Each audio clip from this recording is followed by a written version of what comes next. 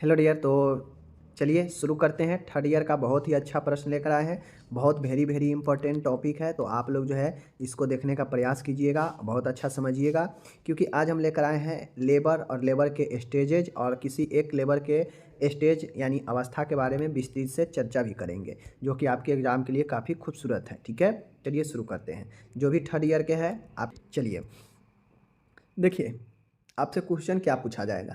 एक तो क्वेश्चन ये होगा कि समान नॉर्मल लेबर से क्या समझते हैं और लेबर के विभिन्न अवस्था के बारे में बताएं। एक तो ये हो जाएगा। या फिर ये भी पूछेगा कि समान प्रसर्व को परिभाषित करे और प्रसर्व के विभिन्न अवस्था को बताएं। प्रसर्व मतलब लेबर यानी जो बच्चा जन्म लेता है तब की समय को प्रसर्व कहते हैं। ठीक है, समान प्रसर्व क्या होता है। नॉर्मल लेबर को यूटोसिया भी कहते हैं। ध्यान में रखिए, अगर आपके सामने यूटोसिया आ जाए तो ये मत समझिएगा कि ये क्या दे दिया है। ठीक है, यूटोसिया को ही हम लोग नॉर्मल लेबर भी कहते हैं। वह प्रक्रिया जिसमें परिपक्व यानी मैच्योर शिशु गर्भाशय गुहा यूटेराइन कैविटी से वर्टेक्स प्रस्तुति में योनि मार्ग के द्वारा बाहर की ओर निकलता है, जो समान प्रसर्व कहते हैं। देखिए, वर्टेक्स पोजीशन कहने का मतलब है कि समान प्रसर्व वह प्रसर्व होता है जो जिसमें यूट्रस के अंदर यानी यूटेराइन कैविटी में गर्भाशय के गुहा में जो शिशु जो भ्रूण होता है वह परिपक्व होने के बाद योनि मार्ग से बाहर की ओर निकलता है, जो एक वर्टेक्स पोजीशन में होना चाहिए। और इसी को हम लोग समान प्रसर्व नॉर्मल लेबर कहते हैं। नॉर्मल लेबर में कहीं से कोई दिक्कत ना हो, ना पोजीशन में दिक्कत हो, ना बच्चे के मैच्योरिटी में दिक्कत हो, तो जाके उसे नॉर्मल लेबर कहते हैं। अगर बच्चे के मैच्योरिटी में कमी हो, समझ गए, या फिर पोजीशन गड़बड़ हो बच्चे का जन्म का, तो वह फिर नॉर्मल लेबर नहीं माना जाता है। नॉर्मल लेबर के मतलब होता है सब कुछ बढ़िया। ठीक है, यह प्रक्रिया अंतिम मासिक चक्र के प्रथम दिन से 280 दिनों के बाद संपूर्ण होती है। मतलब नॉर्मल लेबर होने की जो संभावना होती है वह आपके जो आखिरी बार जो मेंसेज आया रहता है फीमेल के, उस आखिरी बार के जो मेंसेज होता है उसके प्रथम दिन के मेंसेज से लेकर 280 दिन तक के बाद जो है यह संपूर्ण होती है। मीन्स यह लेबर पूरा होता है, उसी को हम लोग नॉर्मल लेबर कहते हैं। ठीक है, यानी अगर आपके प्रथम जो आखिरी बार जो मेंसेज आया था उसके प्रथम दिन से लेकर 280 दिन अगर आप ऐड कीजिएगा तो यह संभावित प्रसर्व भी बन जाएगा आपका आगे होने का। ठीक है, आगे चलिए। नॉर्मल लेबर समझ गए आप लोग, आगे चल। तो ये चीज़ें हैं। अब चलिए हम प्रसर्व के जो आपके नॉर्मल स्टेजेज होता है, प्रसर्व के जो अवस्था है वह 3 अवस्थाएं को हम लोग बताते हैं। ठीक है, बड़ी आसान है, समझिएगा। देखिए, प्रथम स्टेज प्रथम अवस्था, द्वितीय अवस्था मतलब सेकेंड स्टेज, एंड तृतीय स्टेज मतलब थर्ड स्टेज। तो ये हो गया लेबर के 3 स्टेज। इसको याद रखना है आपको कि कितने स्टेजेज होते हैं। नॉर्मली तौर पर समझने के लिए यह 3 स्टेज आपके लिए काफ़ी है, यह 3 स्टेज याद रखिए। ओके, अब किस स्टेज में क्या होता है यह काफ़ी महत्वपूर्ण है समझने के लिए और जानने के लिए कि किस स्टेजेज में आपको कौन कौन से चीज़ें जो है लेबर का होता है। प्रथम अवस्था फर्स्ट स्टेज, यह अवस्था डिलीवरी के यानी लेबर के प्रारंभ होते ही शुरू हो जाती है। ठीक है, प्रथम अवस्था का मतलब ही है फर्स्ट स्टेज का कि जैसे ही प्रसर्व आपके प्रारंभ होते हैं यह फर्स्ट स्टेज शुरू हो जाता है। यह अवस्था यूट्रस की दर्दयुक्त संकुचनों से प्रारंभ होकर सर्विक्स के पूर्ण विस्तारण फुल डिलेशन तक रहती है। मतलब फर्स्ट स्टेज में एक महिला जब बच्चे को जन्म देने के कंडीशन में आ जाती है तो उसी समय से फर्स्ट स्टेज शुरू हो जाता है। और ये फर्स्ट स्टेज जब शुरू होता है तो पता चलता है कि महिला में काफ़ी दर्दनाक दर्द शुरू होता है और कंट्रैक्शन यूट्रस में प्रारंभ हो जाता है और जो सर्विक्स होता है पूर्ण रूप से खुल जाता है, सर्विक्स का रास्ता बच्चे को बाहर आने के लिए। तो यह प्रथम स्टेज में होता है। यह अवस्था प्रथम प्रसरवा प्राइमेग्रीविडा में औसतन 10 से 14 घंटे रहती है एवं बहु प्रसरवा में 6 घंटा अवधि रहती है। मीन्स कहने का मतलब है अगर कोई महिला प्रथम बार अगर गर्भ में है, बच्चे को जन्म दे रही है, तो यह अवस्था 10 से 14 घंटे का हो सकता है एक महिला में। और वहीं पे बात किया जाए तो एक महिला जो एक से अधिक बच्चे को जन्म दे चुकी है पहले, तो उस अनुसार उसे यह 6 घंटे की अवधि फर्स्ट स्टेज का हो सकता है, जिसमें काफ़ी ज़्यादा दर्द होता है और यूट्रस में संकुचन कंट्रैक्शन होता है रेगुलर, और सर्विक्स में डिलेशन होता है। समझ गए? इस अवस्था में जो सर्विक्स होता है वह पतला होकर 2 से 10 सेंटीमीटर तक चौड़ा हो जाता है। क्यों? क्योंकि बच्चा इसी सर्विक्स के रास्ते होते हुए बाहर वैजिना से निकलता है। ठीक है। द्वितीय स्टेज है, द्वितीय अवस्था, सेकेंड स्टेज। इस अवस्था को एक्सपल्सिव स्टेज भी कहते हैं। एक्सपल्सिव मतलब शिशु का निकासन। यह अवस्था ग्रीवा के पूर्ण विस्तारण से प्रारंभ होती है तथा शिशु जन्म होने पर ही समाप्त हो जाती है। अब द्वितीय अवस्था जो होता है इसमें बच्चे को जो है, बच्चा का जो है क्या होता है, जन्म हो जाता है, चाइल्ड बर्थ हो जाता है। ठीक है। यह अवस्था प्रथम प्रसरवा में 1 घंटा तथा बहुप्रस्तरवा में आधे घंटे तक रहती है। द्वितीय स्टेज जो होता है, द्वितीय स्टेज अगर कोई महिला प्रथम बार प्रेगनेंसी में है तो उसको 1 घंटे तक लग सकता है, और जो बहुप्रसरवा में है उसको आधे घंटे तक यह अवस्था रह सकता है। ठीक है। तो यह द्वितीय अवस्था हो गया।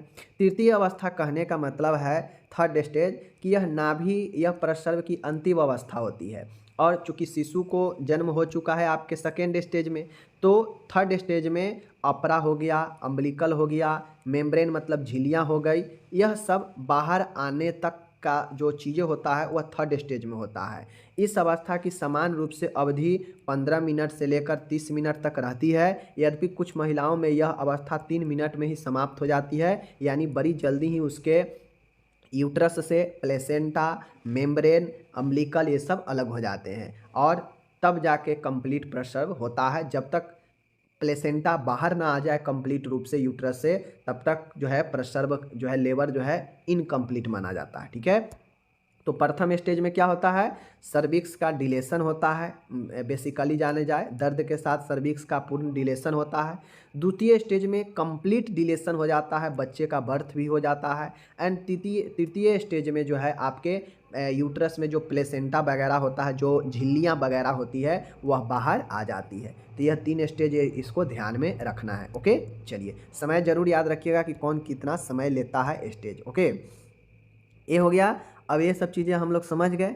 अब चलिए यहाँ पे तीनों स्टेज के बारे में आपके एग्ज़ाम में से कोई भी स्टेज के बारे में डिटेल से पूछ सकता है। जैसे प्रसव के द्वितीय अवस्था हम अभी समझा रहे हैं, इसकी पहचान कैसे करेंगे कि द्वितीय अवस्था में आ चुका है लेबर, इसका प्रबंध और नर्सिंग देखभाल कैसे करेंगे। तो चलिए, अच्छा प्रश्न है, आपको पूछेगा एग्जाम में लॉन्ग क्वेश्चन में, तो बताना पड़ेगा। सबसे पहले प्रसव का द्वितीय चरण, second stage of labour. Labour का सेकेंड स्टेज क्या होता है, अभी ऊपर बता दिए कि प्रसव के द्वितीय अवस्था प्रारंभ यानी स्टार्ट सर्विक्स के पूर्ण डिलेशन के साथ ही प्रारंभ हो जाता है। यानी फर्स्ट स्टेज में भी डिलेशन हो जाता है, लेकिन कंप्लीट डिलेशन के साथ जो है सेकेंड स्टेज में पूरा खुल गया होता है सर्विक्स का रास्ता, और शिशु के जन्म के समाप्त हो जाता है। यानी रास्ता तो खुला ही रहता है, कंप्लीट डिलेशन हो जाता है, और बच्चा जो है जन्म ले लेता है, और यह स्टेज समाप्त हो जाता है सेकेंड वाला। ठीक है। इस प्रक्रिया में, मतलब इस प्रोसेस में, सेकेंड स्टेज में शिशु के बाहर निकलने तक होने वाली प्रक्रिया को ही प्रसव का द्वितीय अवस्था कहते हैं। अब ये जो प्रोसेस होता है, जैसे ही बच्चा बाहर निकल जाए, जन्म ले ले, तो यह प्रक्रिया जो है द्वितीय अवस्था कहलाता है। ठीक है। प्रसव की इस अवस्था में गर्भाशय के संकुचनों की क्षमता, शक्ति, उनकी बारंबारता यानी फ्रीक्वेंसी तथा उसके समय में वृद्धि होती है, और अंततः शिशु का जन्म होता है। आपको पता होना चाहिए कि बच्चे को जन्म लेने के लिए यूट्रस से बाहर, सर्विक्स से बाहर निकलने के लिए एक महिला के अंदर जो यूट्रस है उसका कंट्रैक्शन, संकुचन होना बहुत ज़रूरी है। अगर संकुचन नहीं होगा यूट्रस में तो बच्चा को प्रेशर नहीं देगा, प्रेशर नहीं देगा तो बच्चा वो बाहर की तरफ नहीं धकेल पाएगा, और वो बच्चा बाहर की तरफ नहीं आ पाएगा।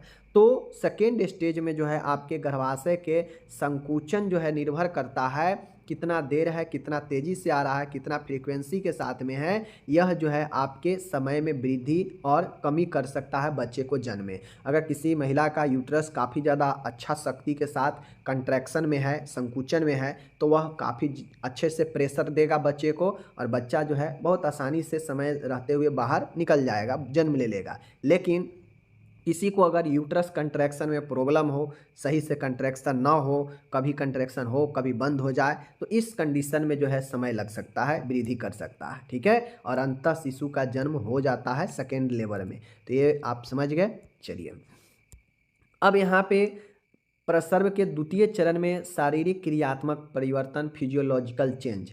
अब द्वितीय स्टेज में क्या क्या चेंजेज देखा जाता है एक महिला में, शारीरिक परिवर्तन, चलिए देखते हैं। सबसे पहला ये चेंजेज होता है कि सर्विक्स जो ग्रीवा होता है वह काफ़ी ज़्यादा जो है क्या हो जाता है, डिलेशन हो जाता है, मतलब उसमें पूर्ण फैलाव आ जाता है, विस्तार हो जाता है। अब आप लोग अगर नहीं समझ रहे हैं तो मैं आपको बता दूं कि ग्रीवा जो है आपके कहाँ पे होते हैं, ठीक है। मैं यहाँ पे आपको बता देता हूँ, समझ गए, समझने का प्रयास कीजिए। ये हमारा लगभग यूट्रस है, ठीक है। ये हमारा पतला सा रास्ता होता है सर्विक्स का, ठीक है, सर्विक्स का। और इसके बाद जो है क्या चीज़ है, आपका भाइजीना है, ठीक है, भाइजीना है, ओके। तो ये पतला वाला रास्ता आपका सर्विक्स होता है, यहाँ पे यूट्रस का भाग है, इधर भाइजीना का भाग है। तो मान गए इधर यूट्रस में बच्चा है, बच्चा बाहर आएगा, जब यह यूट्रस चारों साइड से बच्चे पर दबाव नहीं डालेगा तो बच्चा कैसे आगे खिसकेगा।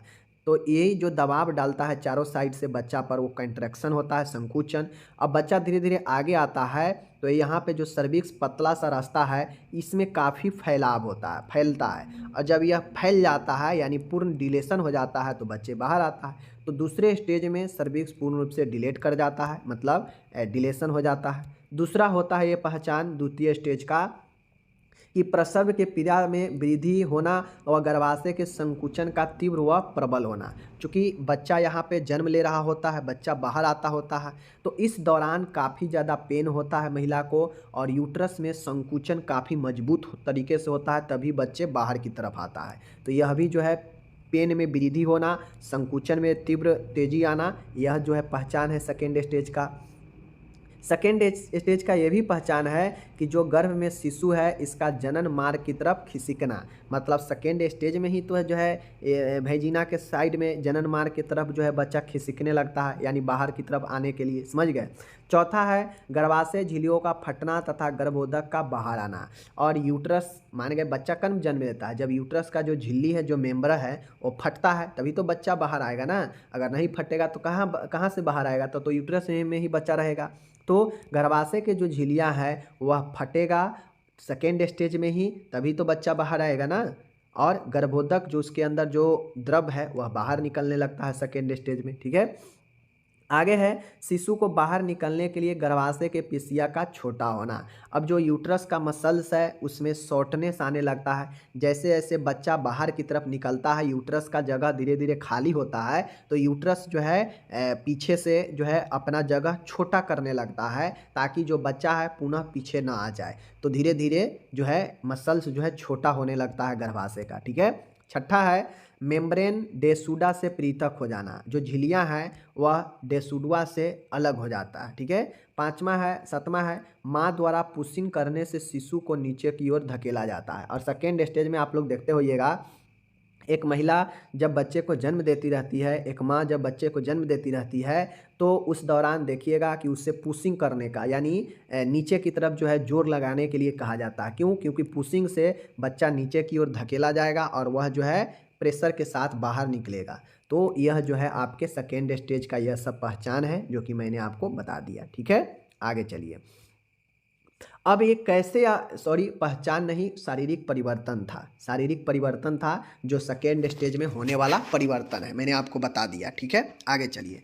अब आया प्रसर्व की पहचान। प्रसर्व की पहचान करने का मतलब है आइडेंटिफिकेशन ऑफ लेबर। लेबर की क्या पहचान है सेकेंड स्टेज में, जो लेबर है इसका क्या पहचान है कि हाँ लेबर सेकेंड स्टेज में आ चुका है। तो चलिए, पहचान जरूरी है। पहचान अगर नहीं पता होगा तो आप कैसे समझेंगे कि लेबर फर्स्ट स्टेज में है कि सेकेंड स्टेज में है कि थर्ड स्टेज में है। तो चलिए पहचान देखते हैं। सेकेंड स्टेज काफ़ी महत्वपूर्ण है क्योंकि यहाँ पे बच्चे जो है जन्म लेता है, समझ गए। गर्भाशय के पहचान देख लीजिए। गर्भाशय के संकुचनों की आवृत्ति तीव्रता बढ़ जाती है। देखिए सेकेंड स्टेज में जब आता है ना तो फर्स्ट स्टेज से और ज़्यादा तेज़ी से जो है कंट्रैक्शन शुरू हो जाता है, फ्रीक्वेंसी उसका और ज़्यादा प्रबल हो जाएगा, और ज़्यादा तेज़ी से होने लगेगा। संकुचन 2 मिनट के अंतर पर होते हैं, मतलब जो यूट्रस में कंट्रैक्शन है पर 2 मिनट के अंदर जो है आपके शुरू होगा। जो फर्स्ट स्टेज में लेट से होगा वह कंट्रैक्शन सेकेंड स्टेज में और जल्दी आएगा, ठीक है। तथा प्रति संकुचन का समय 1 से 1.5 मिनट का रहेगा। जो 2 मिनट के अंतर पर जो कंट्रैक्शन आएगा यूट्रस में वह 1 से 1.5 मिनट तक के लिए रहता है। तो हम समझते हैं कि यह सेकेंड स्टेज का आपका शुरू हो चुका है। सेकेंड स्टेज का पहचान है कि गर्भाशय की झिल्लियाँ फटती है, वह रक्त मिश्रित एमनियोटिक फ्लूइड का रिसाव होता है। देखिए फर्स्ट स्टेज में कोई रिसाव जो है नहीं होता है। सेकेंड स्टेज में जब लेबर चला जाएगा तो अगर वहाँ पे कोई झिल्ली फट जाता है यूट्रस का, धीरे धीरे फटता है, पहले तो हल्का फटता है, फिर धीरे धीरे और ज़्यादा, फिर धीरे धीरे और ज़्यादा, तो सेकेंड स्टेज में झिल्लियाँ फटती है तो वहाँ से जो यूट्रस के अंदर बच्चे के आसपास जो द्रव है एमनियोटिक फ्लूइड है वह रक्त से मिश्रित होकर बाहर निकलती है, जिससे हम पहचान सकते हैं जब सिक्रेशन होने लगे तो हम समझ सकते हैं कि सेकेंड स्टेज शुरू है। योनि में शुरू का दबाव बढ़ने के कारण गुद्दा तथा वल्वा की दूरी बढ़ जाती है। अब योनि में शिशु बाहर की तरफ दबाव देता है आने के लिए, तो उसके कारण जो एनल जो गुद्दा होता है और जो भलवा होता है उनके बीच की दूरियां बढ़ जाती है। ठीक है, आगे है पेरिनियम का क्षेत्र फूल जाता है तथा पतला भी हो जाता है। अब जो पेरिनियम का क्षेत्र होता है वेजिना से जस्ट नीचे वाला, वह फूल जाता है और पतला हो जाता है। ठीक है, ये सब पहचान है आपके सेकेंड स्टेज का। ठीक है, आगे है भलवा से वल्वा से होकर शिशु का प्रस्तुति भाग सिर दिखाई देने लगता है। और अच्छा पोजीशन कब माना जाता है? जब बच्चा का जन्म के समय सिर दिखाई दे तो वह अच्छा पोजीशन है। तो भलवा से होकर शिशु का प्रस्तुति भाग में सिर दिखने लगता है तो हम समझते हैं कि आपके सेकेंड स्टेज है। ठीक है, और सर्विक्स विलीन यानी इफेसमेंट हो जाता है। सर्विक्स फिर आपको दिखाई नहीं देगा क्योंकि सर्विक्स जो है पूर्ण रूप से डिलेशन होकर दोनों साइड अपना रास्ता खोल चुका है, फिर सर्विक्स आपको उस समय दिखाई नहीं देता है। तो यह जो है आपके क्या हो गए, सेकेंड स्टेज का पहचान हो गए, मैंने आपको बता दिया। ठीक है, अब एक बार चलिए यहाँ पे अब सेकेंड स्टेज में क्या क्या मैनेजमेंट करेंगे इस मैनेजमेंट को देख लीजिए। सेकेंड स्टेज का प्रबंध कैसे करेंगे देख लीजिए। सेकेंड स्टेज का प्रबंध, सर्वप्रथम महिला को डिलीवरी टेबल पर पीठ के बल लिटा देना चाहिए। सबसे पहले जो महिला है उसको पीठ के बल यानी लिथोटोमी पोजीशन में डिलीवरी अच्छा होता है। ठीक है, तो महिला को पीठ के बल लिटा देंगे डिलीवरी टेबल पर, समझ गए। माँ तथा भ्रूण की स्थिति का आकलन कर लेना चाहिए और माँ और बच्चे यानी जो भ्रूण है उसका कंडीशन क्या है उसके असेसमेंट कर लेंगे, आकलन कर लेंगे। ठीक है, और गर्भाशय संकुचन तीव्र होने पर महिला को बल लगाने के लिए कहना चाहिए। ठीक है, ताकि शिशु को बाहर धकेला जा सके। अब जैसे जैसे यूट्रस में कंट्रैक्शन ज़्यादा बढ़े तो महिला को कहेंगे कि आप पुश कीजिए, मतलब बल लगाइए नीचे की तरफ ताकि शिशु को धकेला जाए। तो यह सब प्रबंधन में किया जाता है। चौथा है फीटल हार्ट साउंड यानी FHS को प्रत्येक 5 मिनट पर नोट करना चाहिए। जो शिशु का जो हार्ट साउंड है उसको प्रत्येक 5 मिनट पर नोट करना चाहिए। ठीक है, महिला की योनि की गंभीरता से जांच कर नोट करना चाहिए क्योंकि योनि मार्ग से ही जन्म बच्चा लेता है, समझ गए। मिडवाइफ को देखना चाहिए कहीं कोर्ड प्रोलैप्स तो नहीं है। मिडवाइफ को ये ध्यान देना चाहिए कि जो बच्चे के कोर्ड है नाभि नाल है वह प्रोलैप्स तो नहीं है। ठीक है, इस पर ध्यान देना चाहिए क्योंकि अगर कोर्ड प्रोलैप्स हो जाएगा तो बच्चे के लिए खतरा हो जाएगा, समझ गए। प्रत्येक जांच में विसंक्रमित तकनीक यानी एसेप्टिक तकनीक का प्रयोग करेंगे, यानी चाहे हम महिला के योनि का जांच करें, समझ गए, या फिर कोर्ड प्रोलैप्स की जांच करें, या फिर जो है फीटल हार्ट साउंड ले, या फिर यूट्रस के संकुचन में देखें और आकलन करें, कुछ भी जांच करें, इसमें बिल्कुल एसेप्टिक तकनीक का ध्यान रखें ताकि संक्रमण महिला या बच्चा दोनों को न हो। ओके, महिला के भलवा क्षेत्र के उचित प्रकार से सफाई कर लेनी चाहिए। जो महिला का वल्वा क्षेत्र होता है उसको अच्छे से सफाई कर लेना चाहिए। प्रसव के समय उपयोगी सामग्री एवं सभी उपकरणों को सर्जिकल ट्रॉली पर क्रमानुसार लगा लेना चाहिए।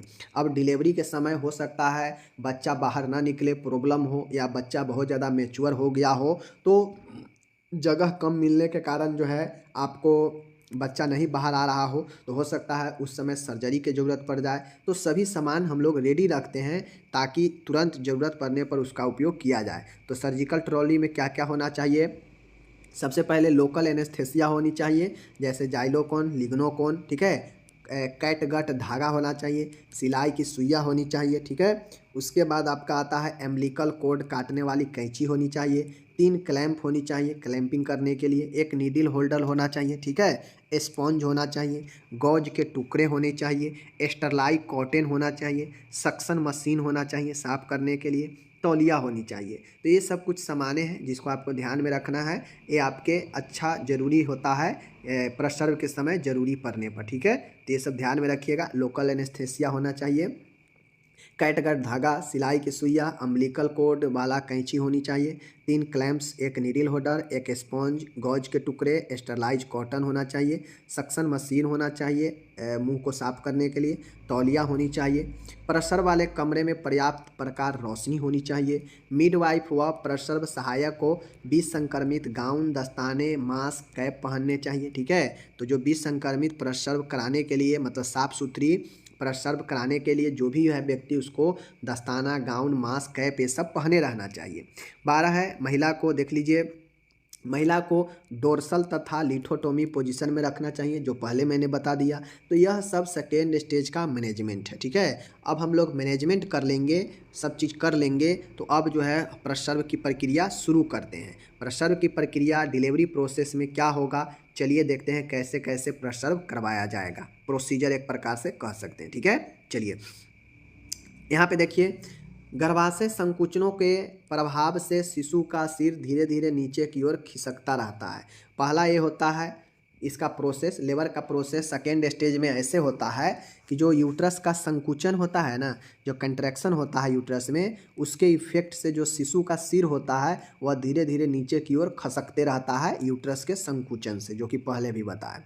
दूसरा इसका प्रक्रिया है, जैसे ही योनि द्वार वेजिनल इंट्रोइटस से सिर दिखाई दे, संकुचनों के मध्य स्त्री के नीचे की तरफ जोर लगाने के लिए कहना चाहिए। दूसरा प्रोसेस ये होता है कि जैसे ही योनि द्वार से शिशु का सिर दिखने लगे हल्का हल्का और संकुचन शुरू हो, तो स्त्री को कहेंगे कि जोर से इफर्ट लगाइए। ठीक है, नीचे धकेलिए। ठीक है, तो ये एक प्रोसेस का प्रक्रिया होता है, समझ गए। तीसरा है मिडवाइफ दस्ताने पहने हुए बाएं हाथ के अंगूठा तथा तर्जनी अंगुली की सहायता से शिशु के सिर के ऑसिपिटो भाग को नीचे पीछे की तरफ दबाकर रखती है ताकि फ्लेक्शन बना रहे। अब जो मिडवाइफ होती है जन्म दिलाने वाली, वह दस्ताना वगैरह पहने होती है, वह अपने हाथ, अंगूठा, तर्जनी अंगुली की सहायता से शिशु के जो पहले सिर निकलता है उसको इधर उधर आगे पीछे करती है दबा के, ताकि जो फ्लेक्शन है वह बना रहे और बच्चा आसानी से बाहर आ सके। ठीक है, चौथा है संकुचन कंट्रैक्शन के मध्य भलवा आउटलेट को स्ट्रेच करता हुआ सिर बाहर को आता है तथा हल्का सा वापस जाता है, इसको क्राउनिंग कहते हैं। अब चूंकि कंट्रैक्शन होता है, संकुचन होता है, तो संकुचन में मतलब होता है कि मारा धक्का, फिर से जैसे बैलून होता है उसमें पंप मारिए, हवा होगा फूल जाएगा, जैसे ही हवा उसमें से निकलेगा सुटुक जाएगा, ऐसे होगा ना। ठीक उसी प्रकार से संकुचन भी होता है। संकुचन जब शुरू होगा तो वह बच्चे को आगे की तरफ धकेलेगा, संकुचन जब डाउन होगा तो बच्चे को नीचे की तरफ अंदर की तरफ खींचेगा, जिसे हम लोग क्राउनिंग कहते हैं। ठीक है, तो संकुचन के बीच जो भलवा आउटलेट होता है वह स्ट्रेच करता हुआ